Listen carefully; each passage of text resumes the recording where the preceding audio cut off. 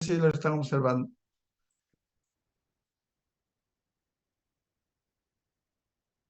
Bueno, vamos a empezar ya con los principios. No sé si hay alguna pregunta por parte de los alumnos. Bueno, entonces la vamos a empezar con la parte que son las generalidades sobre el curso. Empezamos primero con cuáles son los objetivos, definir la farmacología, sus alcances, definir el concepto de fármaco y medicamento. Fármaco es toda sustancia que interacciona con el organismo, con todos los componentes del organismo y que prácticamente modifica funciones. Por eso es que es importante tener como prerequisito la fisiología y lógicamente que no crea funciones. Pero el medicamento es un fármaco que está indicado estrictamente para prevención, para diagnóstico y para tratamiento de enfermedades. Entonces la diferencia, porque el Baigón es un fármaco, pero no es medicamento. En cambio, el paracetamol sí es un medicamento. Entonces acá tienen sus definiciones desde este momento. Conocer la terminología farmacológica y las diferentes denominaciones de los fármacos. Esto también lo vamos a ver luego. Conocer los estudios de los procesos farmacológicos. Hay varios procesos que son desarrollos de medicamentos, de farmacocinética, farmacodinámica, etcétera. Conocer las vías de administración. Eso es lo que vamos. Definición. Fármaco, droga ya mencionamos y medicamento también. ¿Qué alcances tiene la farmacología? Efectos sobre el proceso patológico, pero acá tenemos dos conceptos que nunca tenemos que olvidarnos. Beneficio y riesgo. El beneficio tiene que ser mayor que el riesgo. Todo medicamento tiene potencialidad de riesgo y también lógicamente beneficio. Si tiene potencialidad de riesgo alto más que el beneficio, yo prefiero no usarlo, a no ser que no hayan otras alternativas. Provocar efectos tóxicos en microorganismos infectantes, en virus, parásitos, hongos, bacterias, etcétera, y provocar efectos tóxicos en células neoplásicas, los quimioterápicos también. Entonces, la farmacología es una herramienta fundamental en la terapéutica. Por eso es que nosotros explicamos, hacemos, si bien es cierto que es farmacología básica, pero los principios básicos los orientamos desde un comienzo hacia la terapéutica. Tenemos acá lo que es un producto farmacéutico. Acá lo pueden revisar lo que son los medicamentos. Ya mencionamos, pueden revisarlo. Pero acá tenemos productos farmacéuticos son los medicamentos y los productos biológicos, o sea, los biotecnológicos. Biológicos son de animales y biotecnológicos con biotecnología son sintéticos, pero lo hacen con anticuerpos monoclonales, citoquinas, etcétera, etcétera. Pero menciono estos dos extremos porque estos dos grupos deben tener, se les exige a estos dos grupos, se les exige estudios de eficacia y estudios de seguridad. Se les exige a estos. En cambio, tenemos los otros medicamentos herbarios que también tienen indicaciones, si no tienen indicaciones, pero dicen recomendaciones para tal o cual. Dentro de los medicamentos herbarios tienen los productos naturales que lo tenemos en nuestro país. Los productos naturales prácticamente no les exigen estudios de eficacia y seguridad. Tal es así que nosotros formamos parte de un comité, el CEMIS, que se llama Comité Especializado en Medicamentos del Ministerio, que elaboramos, prestamos atención, colaboramos los jueves en la DGMIT para evaluar, digamos, ciertos productos naturales que quieren ser registrados. Entonces nosotros evaluamos si tienen, porque las indicaciones, como ustedes ven por televisión, dicen, no, con esto se cura la diabetes. Se cura la diabetes con tal producto que es un producto natural, que no sé qué, no sé cuándo. Sacan a un médico que les promocione, etcétera. Cuando nosotros le preguntamos cuáles son las evidencias, evidencias científicas, ¿ah? Hay estudios que han demostrado la molécula, ha demostrado su capacidad en estudios preclínicos. No, no, no tienen, entonces no se puede aprobar. Acá solamente los medicamentos herbarios y los productos naturales se usan cuando tienen esto en medicación o tienen evidencias en lo que se llama etnomédicas, pero que han sido usadas pues en la antigüedad, pero en la antigüedad la medicina no estaba muy avanzada, por eso es que habían esas evidencias. Sin embargo, las siguen extendiendo. Nosotros pensamos que estos deben tener evidencia. Los productos dietéticos y edulcorantes también tienen reacciones adversas. Todos tienen reacciones adversas que están descritas ya actualmente. Y por otro, los productos galénicos que solo preparan por orden del médico, lo preparan en la farmacia especialmente.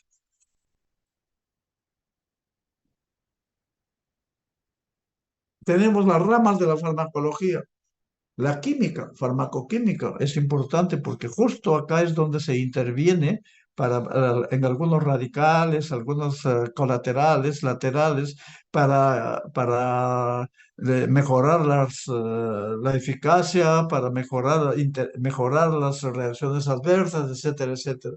Y tenemos dos componentes acá, que farmacocinética y farmacodinámica, que ya mencionamos y lo vamos a seguir viendo durante todo el transcurso del curso.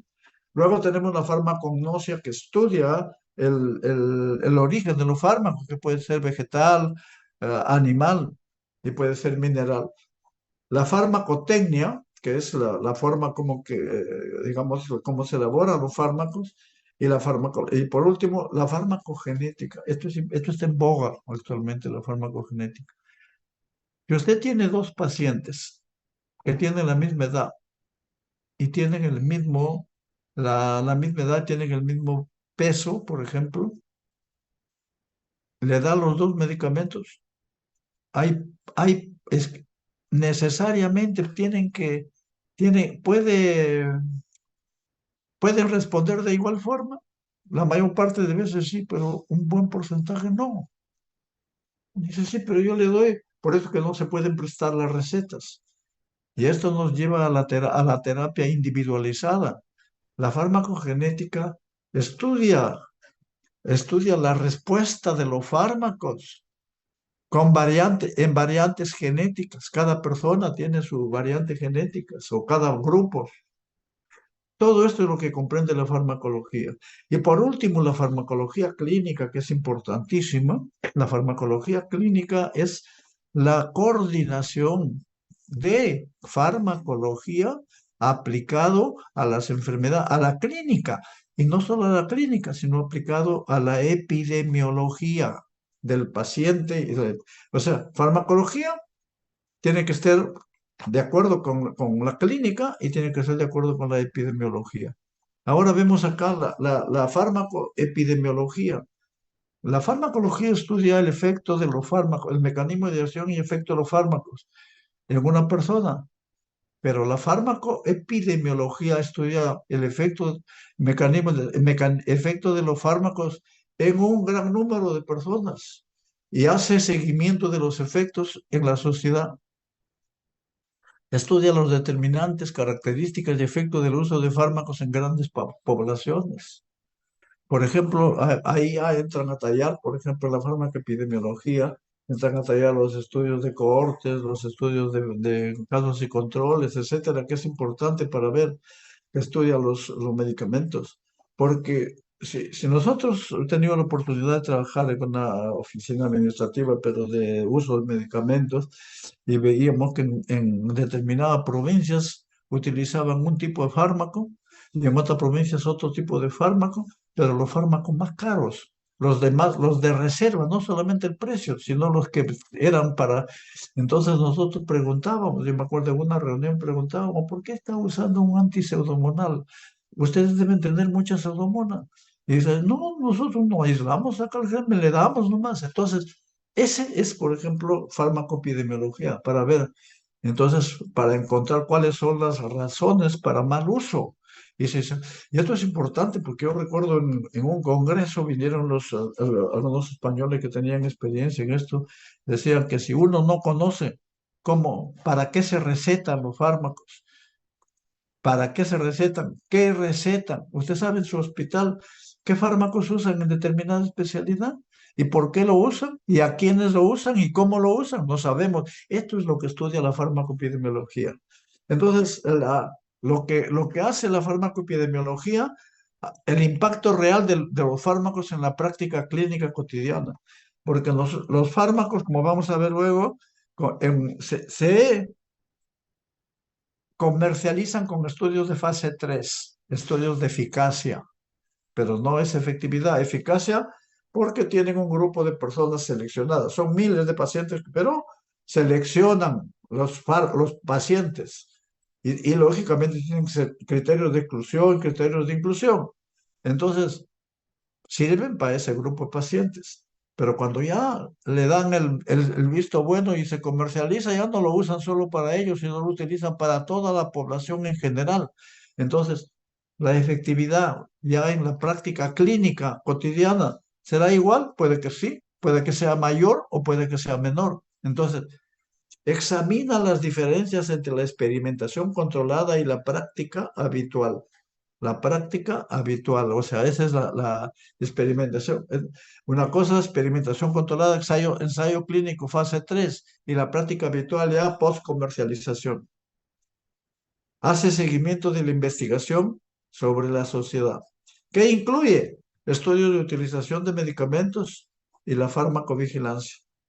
Las reacciones adversas generalmente se ven o se definen después. Cuando hablemos en la clase de reacciones adversas, vamos a ver ahí algunos ejemplos.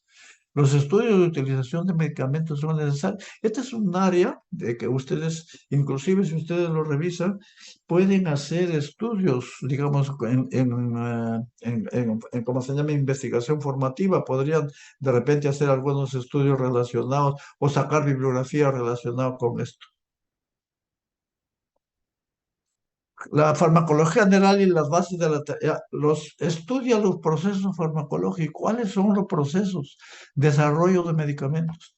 Los medicamentos para ser comercializados necesitan pasar por estudios preclínicos y clínicos que vamos a ver luego. Los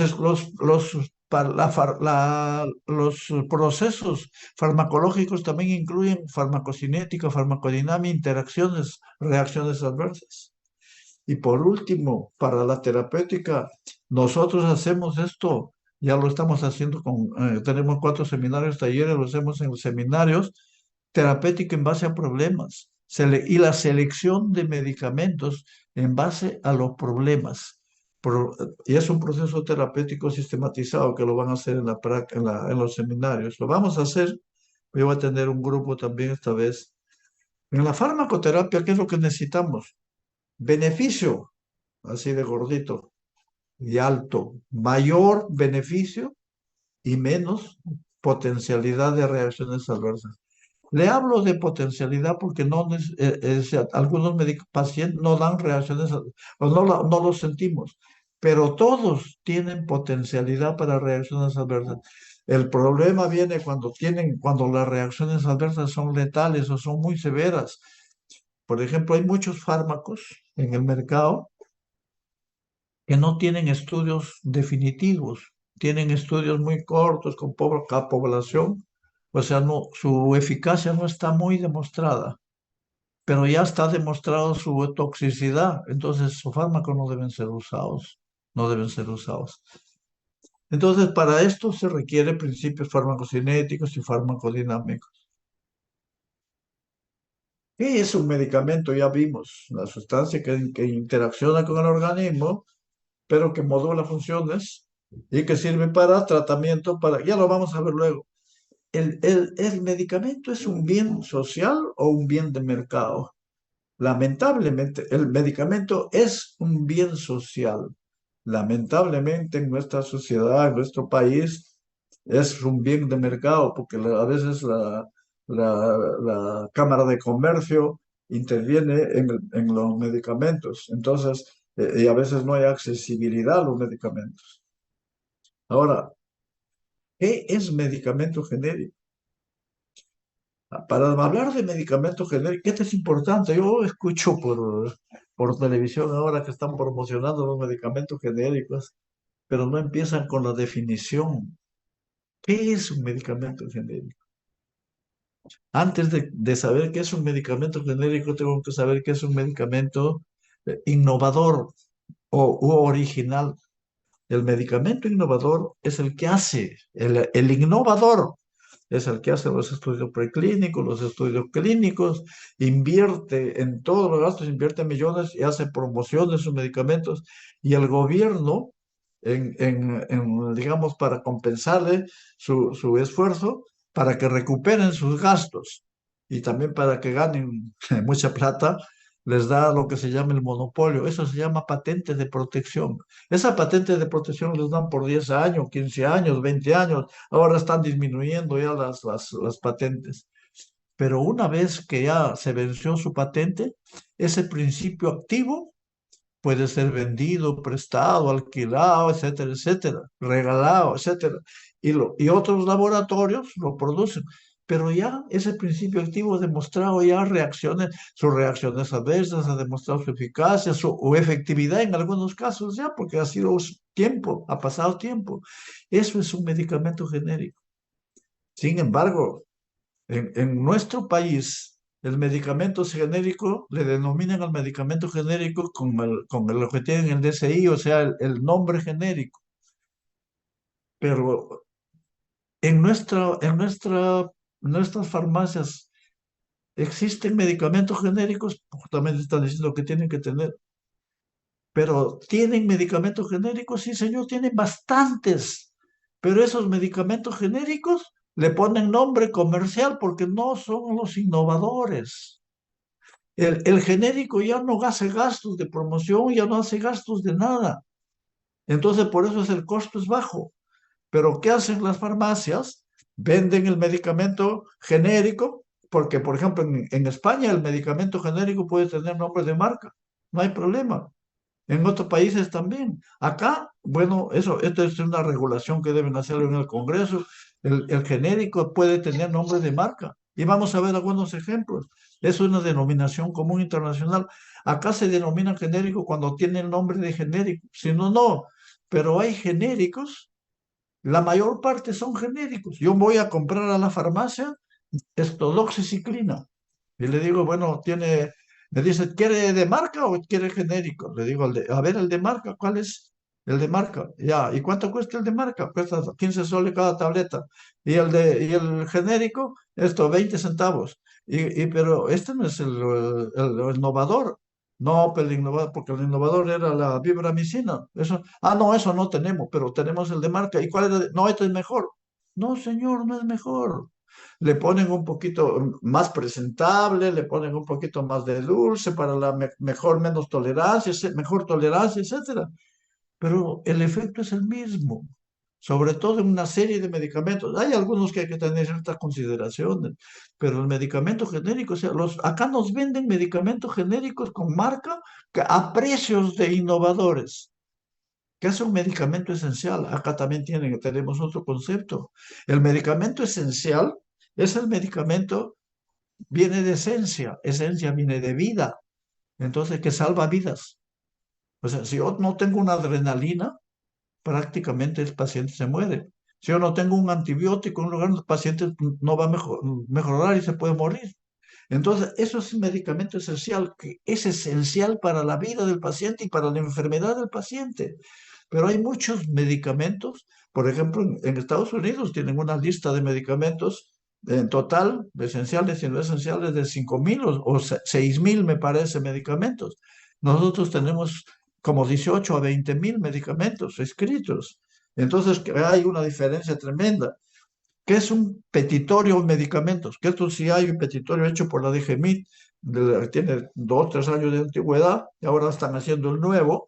Prácticamente en este petitorio tienen todos los medicamentos, especialmente medicamentos esenciales, buen número que son genéricos, pero también pueden ser no genéricos, pero en algunos casos, pero ya sabemos lo que es.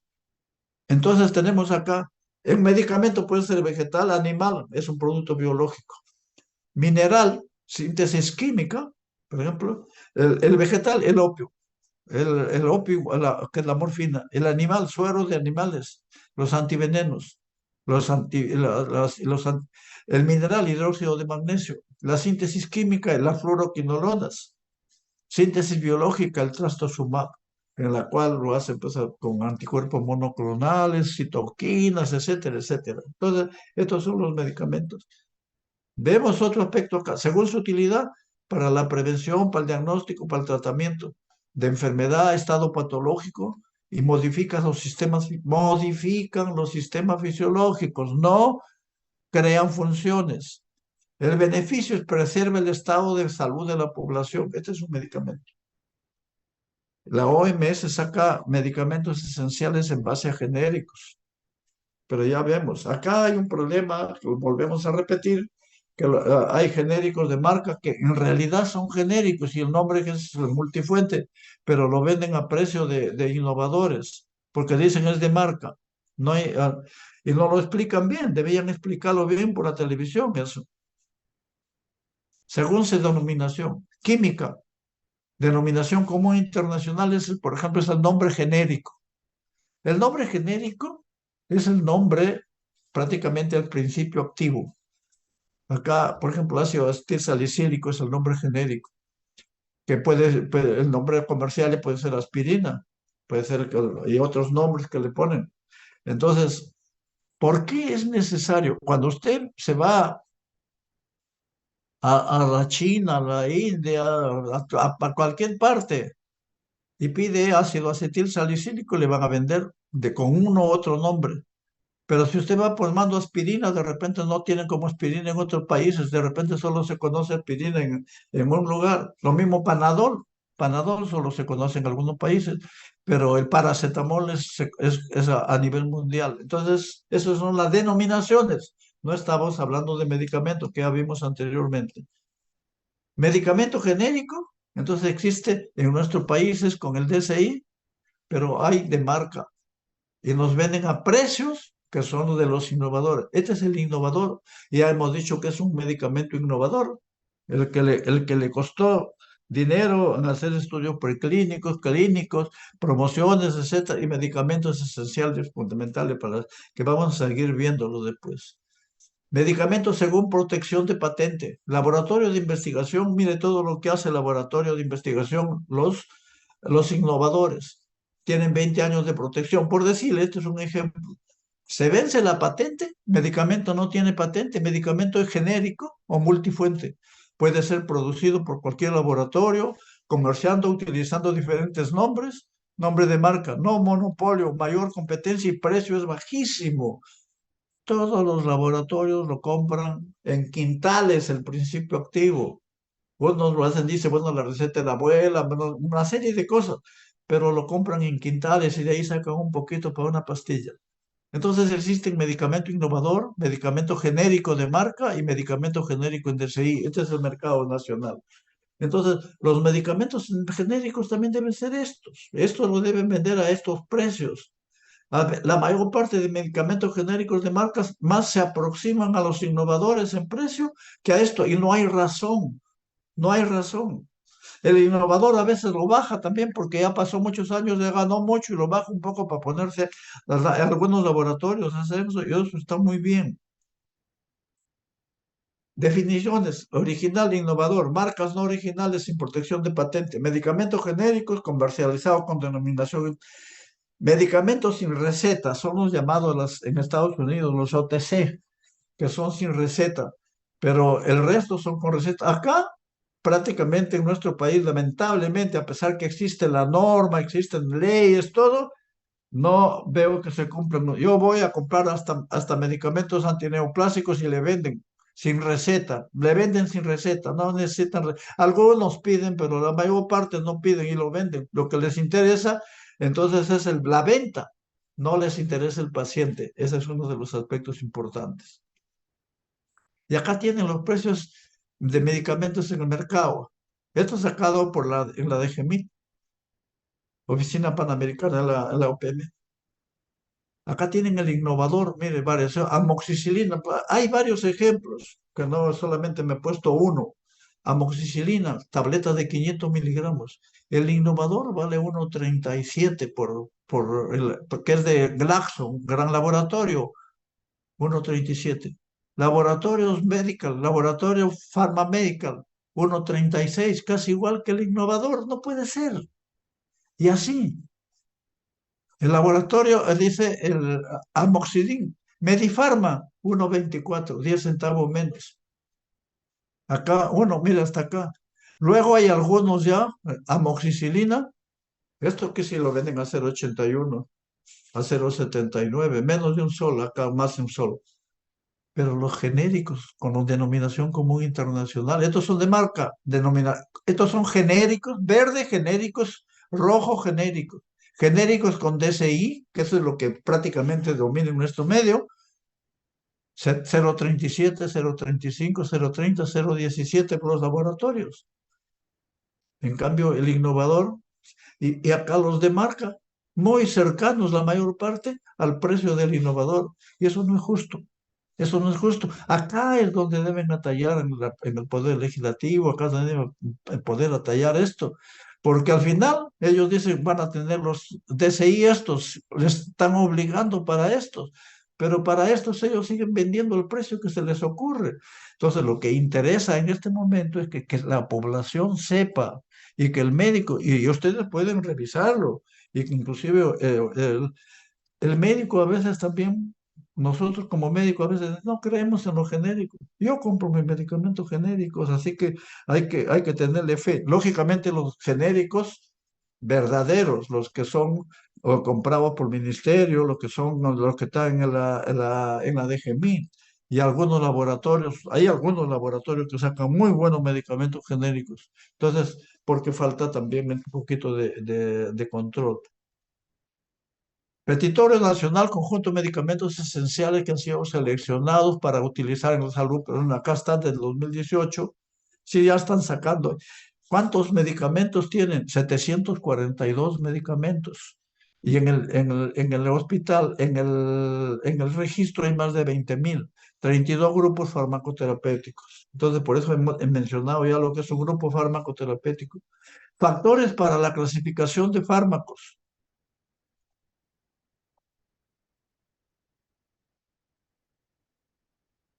Acciones farmacológicas. Tiene anestésicos no opioides, antiinflamatorios no esteroideos, acción clase farmacológica, acciones moleculares, inhibiciones de ciclooxigenasa 2 a nivel central o a nivel periférico, otros factores sintéticos. Este es para la clasificación. Acá tiene el proceso de investigación o desarrollo de un fármaco. Tiene acá los estudios preclínicos. Primero se aísla la molécula, la nueva molécula, que eso no lo hace el laboratorio. Puede hacerlo el laboratorio, pero de repente lo hace una institución y le entrega al laboratorio estudios preclínicos. Estudios preclínicos que duran de 1 a 5 años, promedio hasta 2 años y medio. Hacen estudios in vitro, estudios en animales. Una vez que esto da buenos resultados, lo presentan a la FDA o lo presentan a la DGMIT para que puedan hacer estudios clínicos. Y tiene estudios clínicos de fase 1, fase 2 y fase 3. El estudio de fase 3, recién si lo aprueban esto, una vez que lo aprueban, ya puede ser comercializado. Lo aprueban por 12 meses y luego en la fase de post-comercialización ya vamos a ver otra cosa.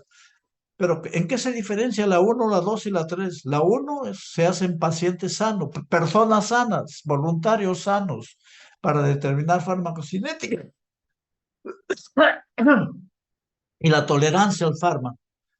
La fase 2 ya en pacientes, pero en pequeña proporción, para buscar la dosis terapéutica y también para demostrar las reacciones adversas algunas.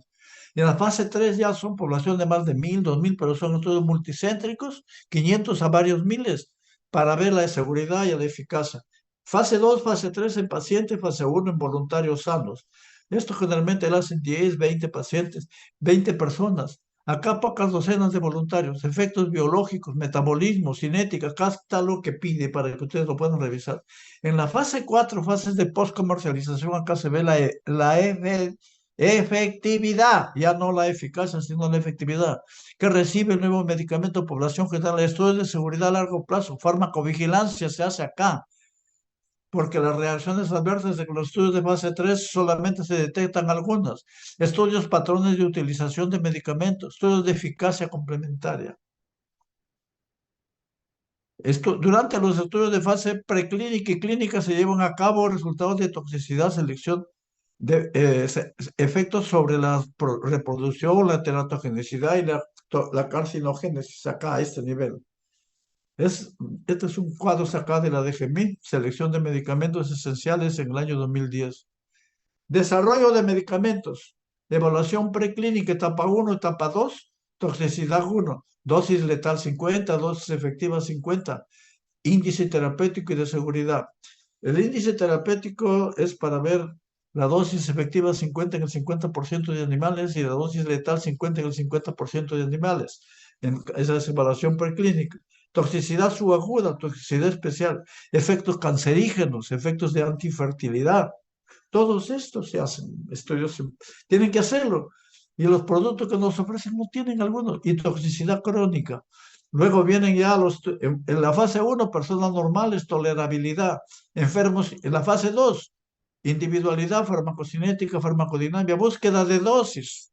Supongamos que yo le doy 100 miligramos en la fase uno, no hace, lo tolera, 150 también lo tolera, le doy 200 ya no lo tolera. Entonces yo digo, la dosis máxima que le puedo dar a una persona normal es 150, a un paciente le puedo dar también lo máximo 150, ya no le puedo dar más, pero con 150 lo puedo tratar, ¿no? De repente con 50 lo trato, 50 y la dosis máxima es 100, de 50 a 100, pero no me puedo pasar de 150. ¿Qué se estudia?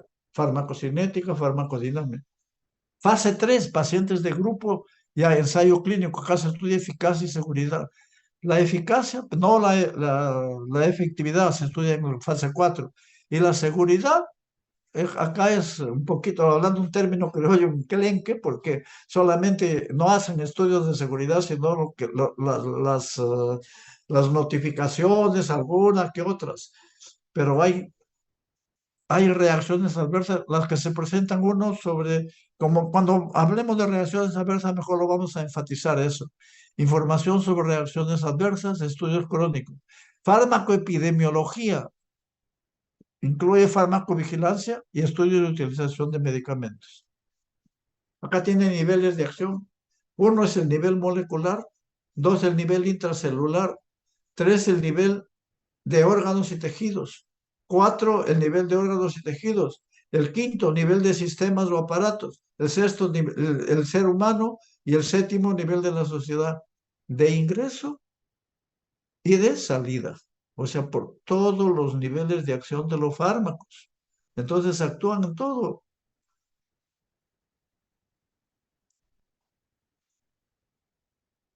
Efecto, acción y efecto farmacológico. Es la modificación que procede una sustancia, ya sea incrementándola o disminuyéndola, sea es de carácter cuantitativo. Esa es la acción farmacológica. El efecto, por ejemplo, un vasoconstrictor puede producir vasoconstricción, pero el efecto que es incremento de la resistencia vascular periférica y aumenta la presión arterial, es el efecto. Entonces, apreciable la observación. Este es efecto y otra cosa es acción. Acciones farmacológicas fundamentales. Estimulación, aumento de la función, cafeína, depresión, disminución de la función, hipnóticos, irritación, estimulación seguida de lesión anatómica sobre los purgantes. Reemplazo, cuando no hay ciertas glándulas, por ejemplo, falta vitamina B2 en anemia perniciosa, insulina en diabetes de tipo 1 que no produce, no produce insulina. Antiinfecciosa, ante agentes antimicrobianos, antibacterianos, antivirales, antiparasitarios, antimicóticos. Ahora vamos a ver ya la otra parte que es la farmacocinética, procesos y parámetros farmacocinéticos.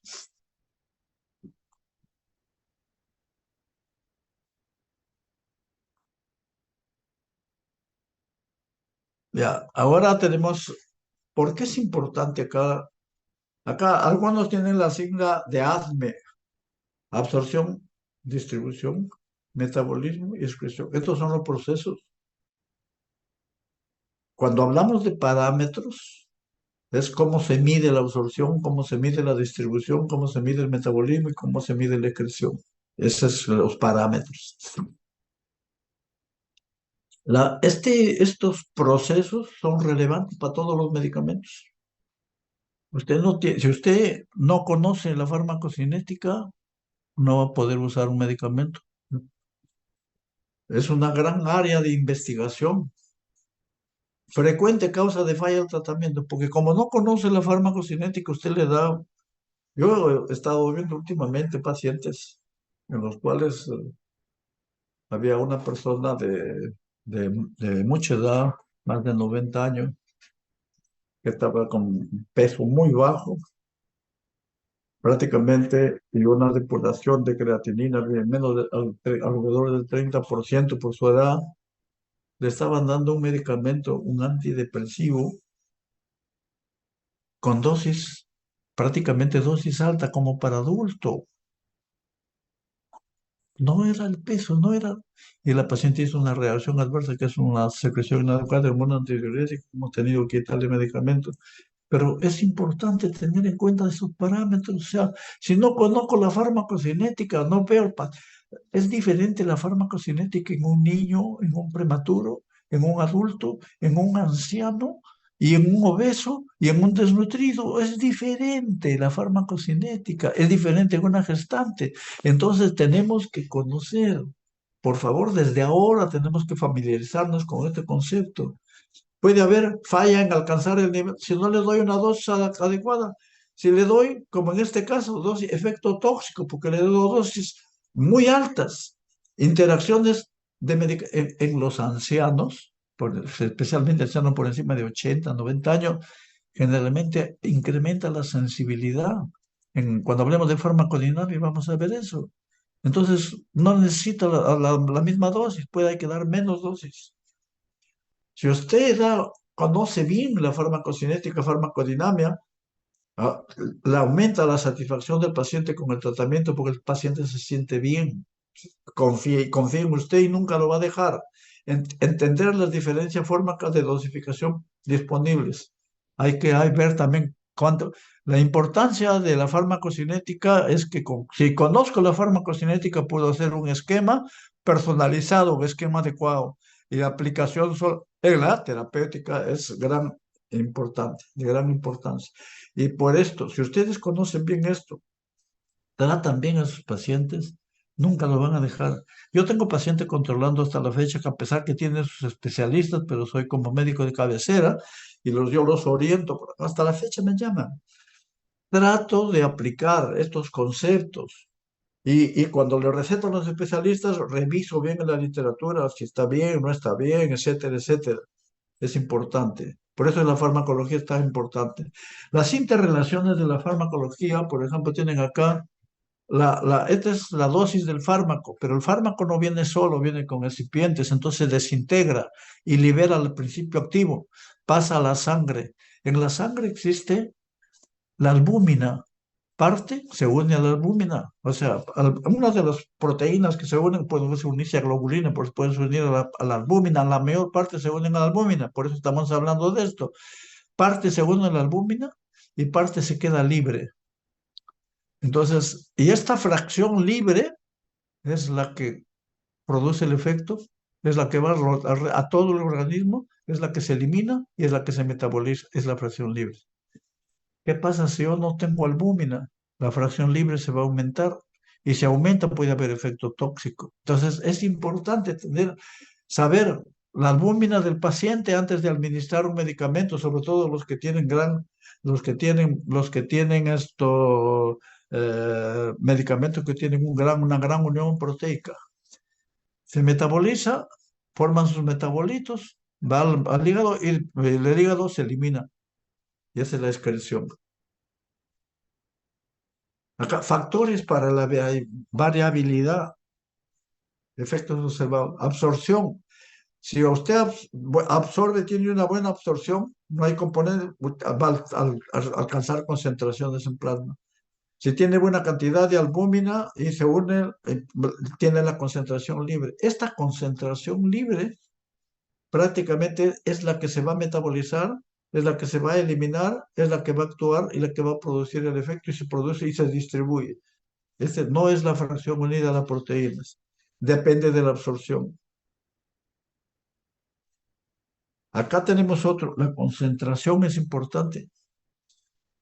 La dosis inicial, hay dos dosis, dosis de carga y dosis de mantenimiento, que lo vamos a ver también en la próxima clase. Luego se empieza la terapia y se evalúa la terapia, pero se refine la dosis. Si la dosis no ha sido, se ve la respuesta. Y se refine la dosis, si es que la dosis, la respuesta no es buena, o se ajusta la dosis prácticamente.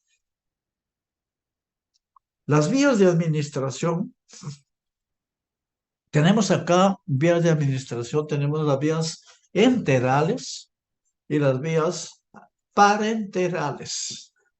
Las vías enterales vienen de enterón viene de intestino.